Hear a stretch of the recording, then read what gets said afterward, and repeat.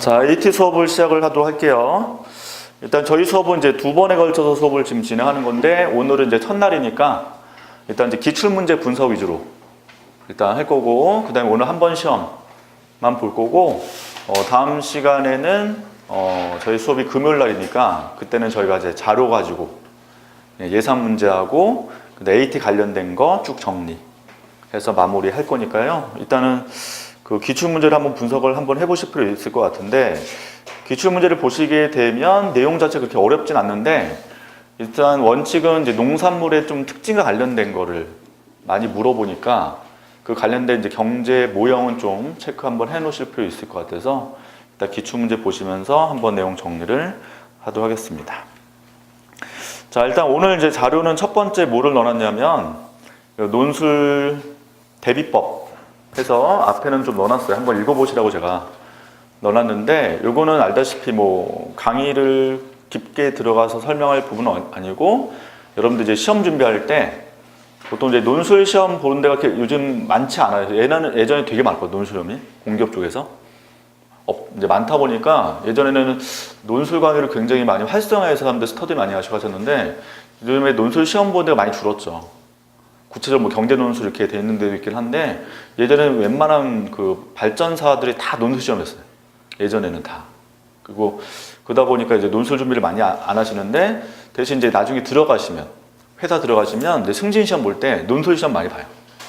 내에서는 또 많이 보니까 그걸 감안해서 이렇게 한번 요거 보시면 좋을 것 같아요. 그래서 일단 첫 번째 이제 논술의 정의부터 나와 있죠. 그냥 한번 첫째 줄만 잠깐 보시면 논술의 정의 넣어놨죠. 그래서 논리적 서술이기 때문에 반드시 뭐가 필요하냐면 논거나 근거가 필요해요. 논거, 근거. 그럼 논거, 근거를 제시할 때 가장 중요한 자료가 뭐냐면, 제가 이제 수업 때 매번 강조하지만 신문 기사 아니면 그 기업 홈페이지, 그 AT 홈페이지 들어가셔가지고 AT 관련된 기사 있잖아요. 그런 것도 쫙 정리하는 게 굉장히 도움이 많이 돼요. 시험 공부하실 때. 왜냐면 그게 논술에도 도움이 되지만 면접 볼 때도 많이 도움이 되니까, 될 수 있으시면 좀 시간 여유가 있으신 분들은 그 AT 관련된 신문 기사 내용들, 보통 이제 다음이나 네이버에 AT 딱 치면 관련 기사 쭉 뜰 거 아니에요. 그래서 한번 쭉 정리할 필요 있어요. 그런 내용들도. 그래서 그게 일종의 이제 근거, 논거 될 수 있으니까. 그래서 구체적 논거가 필요할 거고, 이걸 이제 논리적으로 쓰는 게 굉장히 중요하기 때문에 보통 논술을 서술식으로 쓰시면 안 돼요. 서술식으로. 그러니까 저희 그 고등학교 때 논술 시험 보실 때 보게 되면 이게 쭉 논술 쓰잖아요. 그럼 고등학교 때는 보통 이제 앞에 서론 위주로 쭉 쓰죠. 쓰고 나서 서론과 이제 본론을 구분하게 단락을 띄잖아요. 단락을. 그래서 대략 뭐 한 칸 띄고, 근데 저희 고등학교 때 저도 기억나는 게 이제 국어에서 쓰는 거 뭐 한 칸 밀어서 써라 뭐 이렇게 막 하잖아요. 그 다음 비문 만들지 말고 뭐 그런 거 많이 배우잖아요. 고등학교 때는. 근데 그게 전혀 없어요. 그러니까 지금 논술의 가장 기본은 논리적이니까 가장 중요한 게 이제 목차 구성이 굉장히 중요해요. 목차 잘 쓰는 거. 그래서 좀 이따 이제 뒤에 글 보시게 되면 그 논술 채점위원장에 쓴 내용이 있어요. 논술 채점하시는 위원장. 그래서 어떤 거 위주로 논술 채점하겠다 라는 내용이 뒤에 나와 있으니까 한번 보시면 이런 내용을 지금 그분은 담고 있거든요. 그래서 일단 논리적 쓰기 위해서는 개요 작성, 목차 구성 하는 거를 일단 하는 게 제일 중요하겠고, 자, 일단 이제 여러분들은 시험이 당장 이번 주 아니기 때문에 대략 다음 주까지 좀 텀이 있잖아요. 그래서 논술을 일단 손에서 나오는 게 논술. 손에서. 보통 공부할 때 우리 머리로 하잖아, 머리. 그 머리 하기 때 하고 쓸 때는 전혀 느낌 달라요. 그래서 저도 이제 코트라 경제 논술 강의를 쭉 이제 하다 보면 느끼는 게 뭐냐면, 논술을 강의로만 듣는 분 맞아요. 강의로만 쓰진 않고 듣기만 해. 듣기만 하면 쓸 때 전혀 효과적이지 않아요. 그래서 지금부터는 이제 다음 주 정도 시험 보니까 될 수 있으면 이제 오늘 한번 시험 보겠지만 다음 주 걸쳐서 계속 본인 스스로 한번 논술 쓰는 훈련을 계속 하는 게 되게 중요해요. 대신 시간 정해놓고. 왜냐하면 실제 시험 나가시면 시간 내 쓰는 게 굉장히 힘들거든요. 실제로는. 그래서 이런 훈련이 좀 필요하겠고. 그 다음에 가로 2번에 보시면 이제 어휘나 어법의 확실한 정리라고 되어 있는데, 보통 이제 AT 시험 볼 때는 AT에서 쓰는 전문 용어도 있을 거예요. 쓰는 전문 용어들. 그러니까 그런 것들도 좀 숙지하실 필요 있어. 기본적으로. 왜냐하면 아무리 이제 경제 논술을 한다 하더라도 꼭 이제 기출문제 보시면 AT의 대응책 이거 물어보거든요. AT가 어떻게 대응을 해야 되냐 하면은 이 농산물 관련된 전문 용어가 나와야 좀 채점자 입장에서는 아 이분이 AT에 대비하기 위해서 뭔가 노력했다라는 느낌이 들 수 있기 때문에 전문 용어를 좀 숙지하는 게 굉장히 중요해요. 그래서 항상 이제 시험 볼 때 유리하신 분들이 인턴 하신 분들이 유리하죠. 보통 인턴 했던 분들이 그 전문 용어를 많이 숙지해놨기 때문에 면접 볼 때 유리하고 논술 때도 굉장히 유리하거든요. 객관 시험보다 이제 한 거 없는데 논술 면접 볼 때 이제 효과적이죠. 그래서 전문 용어들을 좀 미리 좀 암기해놓고 쓸 때 좀 활용하시면 되게 좋을 것 같아요. 그다음에 가로 3번에 보시면 이제 배경 지식이 굉장히 중요하기 때문에 일단은 이제 신문 기사를 잘 체크해 놓으실 필요 있고 이게 어차피 이제 AT 시험도 경제 논술이긴 하지만 시사 논술에 가까워서 출제가 좀 되니까 최신의 이슈 같은 거는 꼭 한번 숙지를 해 놓으실 필요 있어요. 그래서 뭐 인터넷, 신문 기사, 그 다음에 AT 홈페이지 활용해서 될 수 있으면 최신 자료를 많이 숙지해 놓으신 게 좋은데 어차피 저희는 수업을 하니까 제가 최대한 정리해서 드릴 거 아니에요. 그게 의미 없으면 수업 안 되는 거지, 그렇죠? 혼자 하는 게 낫지. 그래서 일단 저도 최대한 일단 금요일까지 자료 드릴 거니까 보시면 될 거고. 스스로도 어차피 다음 주에 또 이슈 나올 수 있잖아요. 근데 뭐 지금 단계면 웬만큼 다 끝났죠, 출제는. 끝난 상태니까 크게 안 바뀔 것 같은데 어차피 이제 최신 이슈를 가장 숙지하는 게 중요한 게 논술 쓸 때는 그런 거 쓰시면 채점자 입장에서는 굉장히 인상이 강렬하게 느껴지기 때문에 가장 최신 기사를 바탕으로 써주시면 좋아요.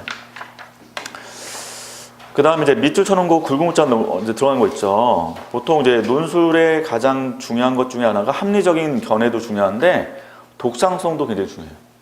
독창성. 뭐 저도 이제 논술 강의를 좀 하다 보니까 채점을 되게 많이 하잖아요. 하다 보면 항상 평범한 내용, 진부한 내용은 좀 짜증나요. 채점할 때. 왜냐면 지겹잖아. 채점하다 보면. 그래서 AT 시험은 굉장히 많은 분들이 시험 보기 때문에 그런 이제 동일한 내용을 쭉 반복되는 경우보다 굉장히 색다른 내용이 딱 눈에 띄면 그게 눈이 확 가요. 그때 이제 문제가 뭐냐면 내용이 좋아야지. 눈에 확 갔는데 내용이 빈약해. 그러면 이제 점점 확 깎이는 거니까 일단 정말 독창적 견해를 잘 정리해놨다가 쓰는 것도 중요한데 문제는 항상 물어보는 거 위주로 쓰셔야 돼요.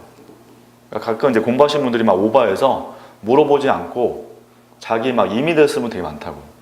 공부한 거 위주로 쓰신 분들 많은데 항상 문제에서 물어보는 거 위주로 먼저 쓰는 게 중요하고 쓰는 과정에서 독창적 견해를 넣는 게 되게 중요합니다.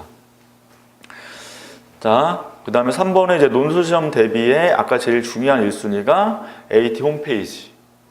AT 홈페이지를 꼭 활용하시고 그래서 논술은 보통 혼자 하는 경우보다 스터디하는 게 굉장히 효과적이에요. 하다 보면 이걸 다 혼자 하기 힘들잖아. 객관시 시험 이런 것도 혼자 상관없는데 논술은 좀 다르죠. 왜냐면 쓰는 거를 보통 수업 들어도 되겠지만 스터디하는 멤버들이 굉장히 좋으면 서로 스터디하면서 논술 쓰는 거 서로 첨삭할 수 있거든요. 내용도 서로 같이 공유할 수 있고 하기 때문에 논술 시험이 될 수 있으면 스터디하는 게 이제 효과적이에요. 수업을 어쩌다 한번 듣거나. 그 다음에 이제 시사 이슈, 기업 관련된 이슈 같은 거 정리를 꼭 해보시고 그 다음에 출제자 의도를 명확하게 이해하는 게 중요하기 때문에 문제를 꼭 받으면 잘 읽으셔야 돼. 문제를. 왜냐하면 문제도 물어보는 거 이해를 내용을 쓰시면 안 되잖아요. 그래서 지금 이제 뒤 기출 문제를 잠깐 보시게 되면 페이지에서 예를 들면 18페이지 문제 이렇게 나왔단 말이죠. 이게 이제 작년 11월 문제잖아요. 제 기출 문제. 거기 보면 정부의 총수요 증대 정책에 대해 논하고 가장 효과적 정책을 설명하시고 되어 있으니까 이게 반드시 들어가야죠. 두 가지가. 그렇죠? 쓸 때. 그러니까 요거 이외의 내용을 쓰시면 안 되는 거잖아. 원칙상. 이게 꼭 들어가야 되는 게 가장 기본인 거고. 예를 들면 또 뒤로 가셔서 24페이지에도 지금 자연재해에 대한 문제 냈죠? 이거 2016년도 1월달 AT 시험 봤는데 그때 보면 이제 예를 들어서 경제 논리로 설명하고 그 다음에 자연재해를 방지하기 위한 정부 정책 꼭 써야 되고 그 다음에 농산식품 유통 관련 기업이니까 AT죠. 그러니까 ATA 기여방을 쓰시오니까 이게 빠지면 안 되잖아요. 이렇게. 근데 이제 경제학 하신 분들이 뭐를 다 쓰냐면 자연재해로 인한 경제적 효과는 설명할 수 있어요. 경제 모형 가지고. 근데 지금 정부 정책에 대한 내용이라든지 ATA 기여 방안은 쉽게 못 쓰지. 왜냐면 보통 이거 공부를 해야 쓸 수 있는 내용이니까. 그러니까 여기서 차별화가 되는 거예요. 보통 답안들이. 그러니까 보통 이제 물어보는 거 경제 논술은 경제학적으로 다 설명할 수 있어요.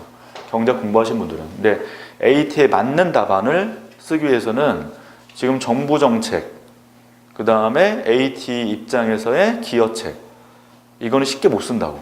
솔직히. 따로 공부를 하지 않는 이상. 그래서 이걸 꼭 넣고 요거에 대해서 본인만의 정확한 답을 갖고 있으면 고득점 가능해요. 항상.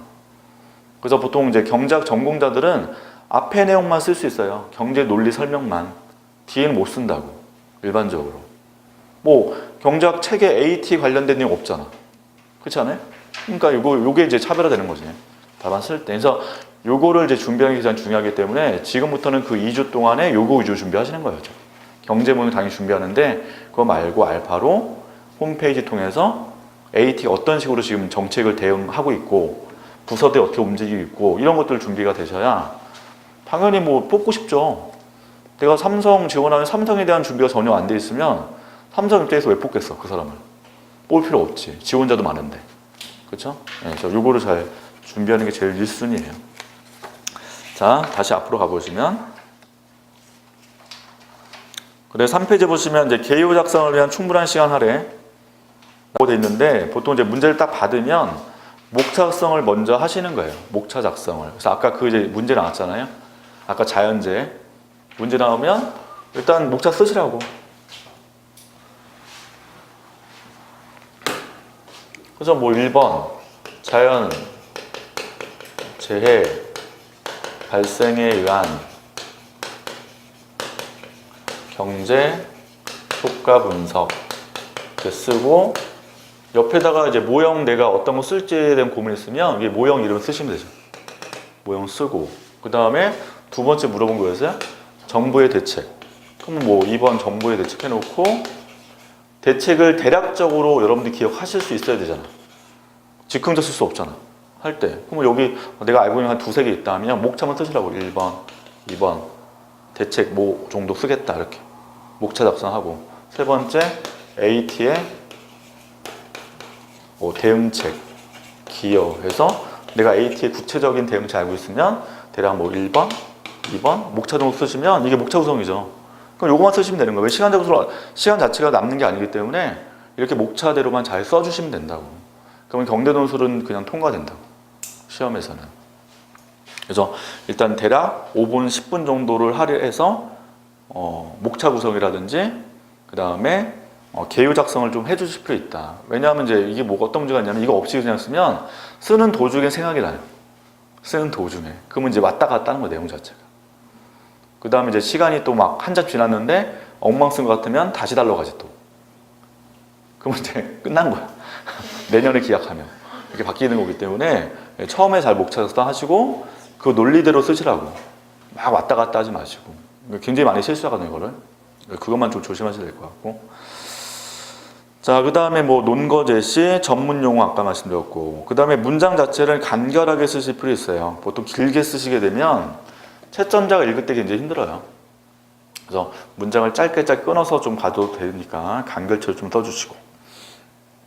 그 다음에 뭐 어문 규정 이런 거 몰라요. 채점자가 국어 전공자가 아닐 거 아니야. 그러니까 뭐 비문 뭐 그런 거 다 찾는 게 아니라 대신 맞춤법은 틀리면 안 되죠. 많이 쓰는 맞춤법 있을 거 아니에요? 그러니까 그런 거 틀리면 굉장히 인상이 안 좋게 느껴져.